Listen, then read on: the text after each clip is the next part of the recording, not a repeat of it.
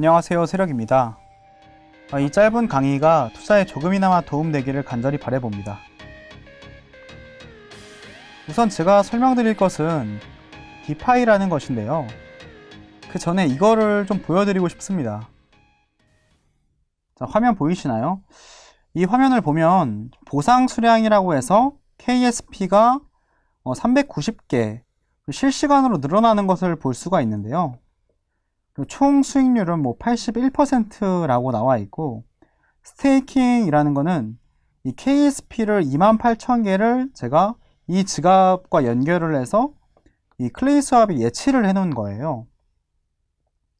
그래서 저는 하루에 이제 28,000개를 스테이킹한 대신에 보상으로 연간 81%의 수익을 얻는데요. 그래서 이렇게 실시간으로 KSP라는 코인을 제가 받는 거고요.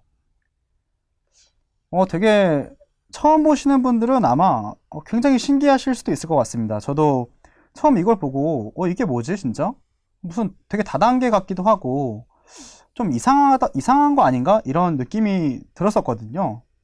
그래서 의아하신 분들이 많이 계실 것 같은데, 이걸 바로 디파이라고 얘기를 하고요.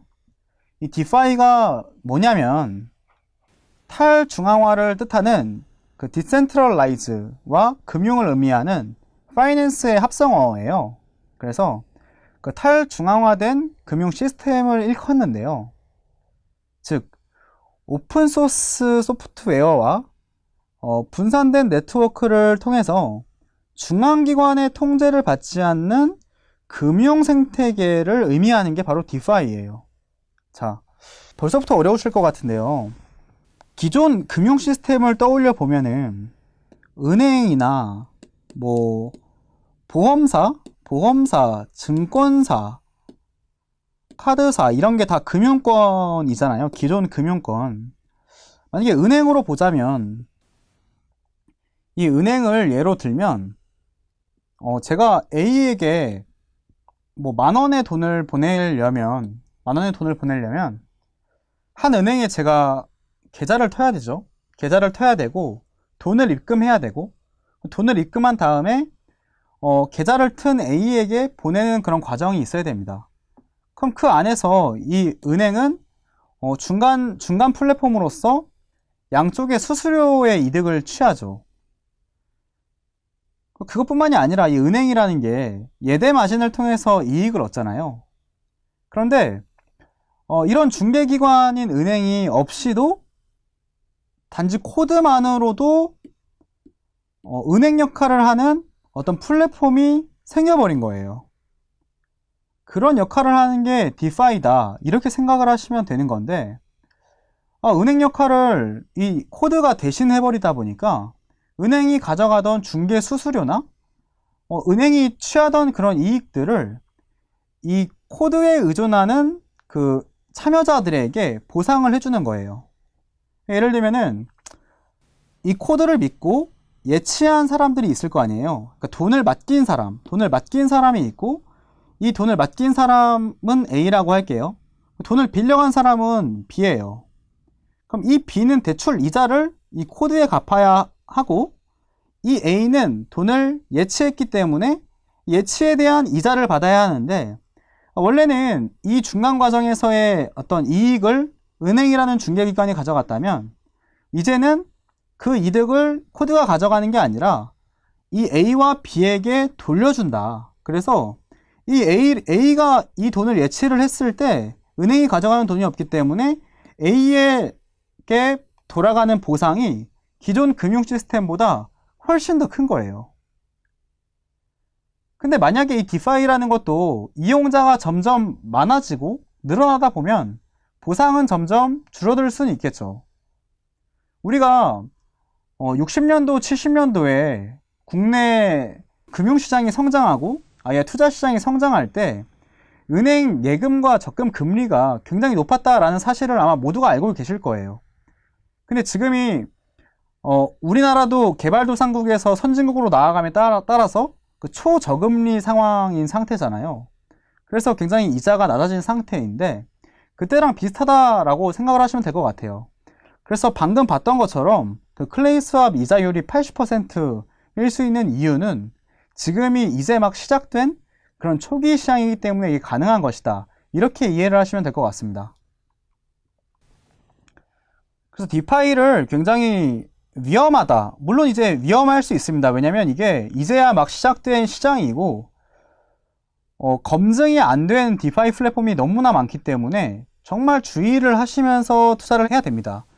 그래서 저 같은 경우엔 그나마 그 많은 그 플랫폼 중에서 클레이 스왑 정도라고 하면 그래도 그라운드X가 카카오 자회사인데 카카오 자회사에서 만든 그런 플랫폼이라고 한다면 어느 정도 보증할 수 있지 않을까라는 믿음하에 투자를 하고 있는 건데 저 역시도 어떻게 될지 모르는 투자이긴 합니다.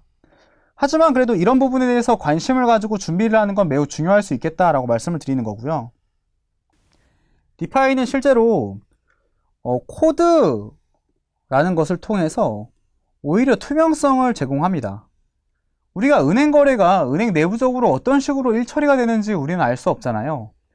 하지만 이 디파이 플랫폼은 오히려 어떤 식으로 이 계약이 진행되는지 스마트 컨트랙트 과정을 이 참여자들에게 직접 보여줌으로써 일처리가 어떻게 되는지를 우리가 투명하게 볼 수가 있습니다. 그래서 만약에 코드를 믿을 수만 있다면 오히려 더 건전한 금융 시스템이라고 볼 수도 있는 거예요. 그러다 보니까 이 금융 서비스 자체가 코드만으로도 실행이 되기 때문에 굉장히 쉬울 수가 있다는 거죠. 우리가 대출을 받기 위해서 어떤 식으로 진행을 하죠? 우리가 담보물을 인정받기 위해서 서류를 떼와야 되고 그거를 은행에 제출하기도 하고 뭐 그런 중간 과정이 여러 가지가 있는데 이 디파이 플랫폼 같은 경우에는 단순히 내가 어느 정도 담보물만 있다라고 한다면 바로바로 대출이 가능한 시스템이에요. 예치도 마찬가지입니다. 그냥 예치하시겠습니까? 예스. 이렇게 버튼 한 방에 예금과 대출이 한 번에 이루어지는 거예요. 그러다 보니까 진입장벽이 굉장히 낮습니다. 그래서 유동성 제공자, 이 유동성 제공자라는 말이 어색하겠지만 방금 말씀드린 것처럼 코인을 예치하는 거예요.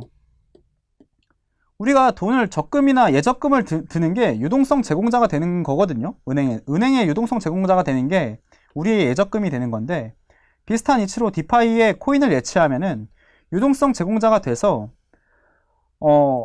은행 예금이랑 비슷한 느낌이지만 보상은 정말 차원이 다르다는 거죠. 그렇게 진행되고 있는 게 디파이다. 이렇게 이해를 하시면 되겠습니다. 금융이라는 것은 돈이 도는 곳이기 때문에 그 돈이 도는 곳에 속임수와 사기는 언제나 함께 해왔습니다. 그렇기 때문에 이 금융사고, 디파이에서의 금융사고가 디파이만의 특별한 문제냐? 사실 그건 아니에요. 그건 아니라서 이제 디파이만의 문제로 치부할 수는 없습니다.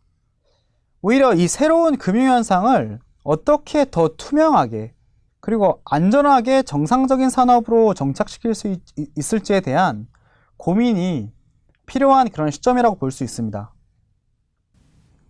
디파이 서비스는 아직 대중화되지 않았고 앞으로 가야 할 길도 많습니다.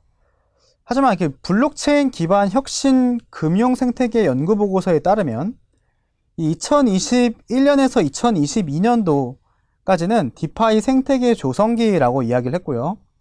2023년에서 2024년도까지는 기술 고도화 및 사용자 저변 확대기, 2025년에서 2026년까지는 제품 간 융합 고도화기라고 설명을 했습니다. 이게 디파이 서비스에 나아갈 목표라고 설명을 했는데요. 21년도 중반이 조금 넘은 시점이잖아요. 이 디파이라는 새로운 서비스를 카카오라는 거대 기업이 이 우리나라를 대표하는 IT 기업 자회사에서 진행을 하고 있는데요. 그럼 이 디파이가 만약에 미래 금융에 편입될 운명이라면, 이 살아남을 서비스라면 디파이에 투자한 사람들은 굉장히 큰 이익을 볼 수 있을 것이다. 이게 제 생각입니다. 하지만 저 역시도 많은 위험을 감수하며 투자한다는 것을 거듭 말씀드리고, 정말 없어도 사는데 무리 없을 정도의 투자라면 그 위험을 감수할 수 있는 정도만 해보시기를 권하고 싶습니다.